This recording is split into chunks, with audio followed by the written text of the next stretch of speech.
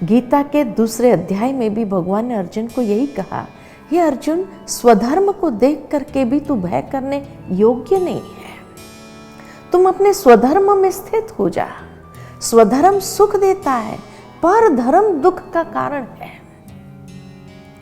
पर धर्म माना कोई दूसरे दैहिक धर्म की बात नहीं है, लेकिन आत्मा स्व का धर्म, शांति, प्रेम, आनंद, शक्ति, ये हमारी ओरिजिनल आइडेंटिटी है।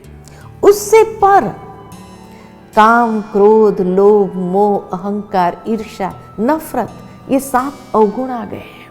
तो पर धर्म ये दुख का कारण है। जब हम काम, क्रोध, लोभ, मोह, अहंकार के वश होते हैं, यही तो दुख का कारण है। इसीलिए स्वधर्म में स्थित हो जा, यही सुख का आधार है। दूसरे शब्द में कहे तो ये 7 गुण ये आत्मा की बैटरी है, लेकिन आज के युग में ये बैटरी कंप्लीटली डिस्चार्ज हो गई है। तो ये बैटरी को हम चार्ज कैसे करें? मेडिटेशन चार्जर है, लेकिन खाली शांति में बैठ जाने से कोई चार्ज नहीं हो जाते हैं। हमें उस स्मृति में, उस कॉन्शियसनेस में अपने आप को स्टेबलाइज करना होगा, स्थित करना होगा, तब हम अपनी बैटरी को फुल चार्ज कर सकते हैं।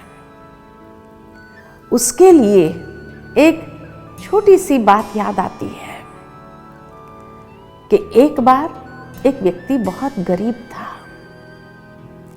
उसके पास एक बंजर जमीन का टुकड़ा था।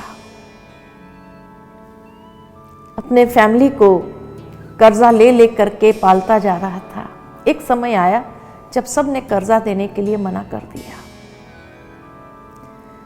इतना उदास हो गया और पहली बार उसको अपने जीवन के अंदर गरीबी का एहसास होने लगा और सोचा ऐसा जीवन जीने से तो मर जाना अच्छा है।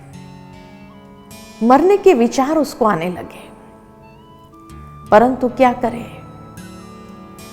जैसे ही उस बंजर जमीन को देखकर कोस रहा था, ये बंजर जमीन कोई काम की नहीं।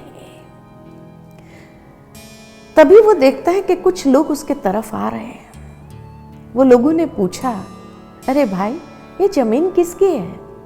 उसने कहा, मेरी जमीन है, लेकिन बंजर जमीन कोई काम की नहीं है।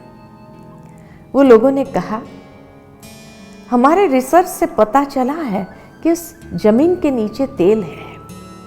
अगर आप हमें खुदाई करने की परमिशन दो, उसका भाड़ा हम दे देंगे। तो उसने कहा, भले ले लीजिए, आप खुदाई करिए, देखिए। उन लोगों ने ड्रिलिंग किया तो पता चला सचमुच उसके नीचे इतना तेल था कि प्रतिदिन 80 बैरल तेल निकल सकता है। बड़े खुश हो गए।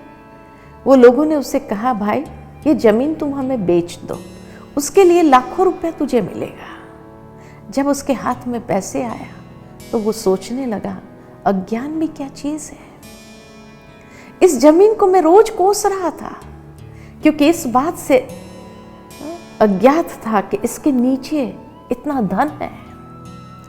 ठीक इसी तरह आज मनुष्य भी अपने जीवन के अंदर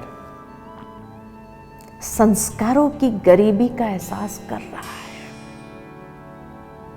जीवन तो जी रहा है, लेकिन क्या कहता है, अरे रोजमर्रा की जिंदगी है, रोज मरने वाला अनुभव होता है, रोजमर्रा की जिंदगी है, क्योंकि अंदर से खोखला महसूस करता है अपने आप को। जीवन खोखला हो गया है। जो धन है, जो पोटेंशियल है, जो क्षमता है, शक्ति है, वो तो भीतर है, लेकिन वहां तक हम पहुंच ही नहीं सके। तभी सदियों से ये कही गई है बात, मैं कौन हूं, इस पहेली को जिसने भी सुलझा दिया वो जीवन में इतना समृद्ध हो गया कि उसके जीवन में कभी टेंशन, डिप्रेशन नाम की चीज आ ही नहीं सकती है। तो आइए इस राजयोग के माध्यम से हम अपने जीवन को समृद्धि की ओर ले चलें। अध्यात्म के आधार से उस समृद्धि की ओर।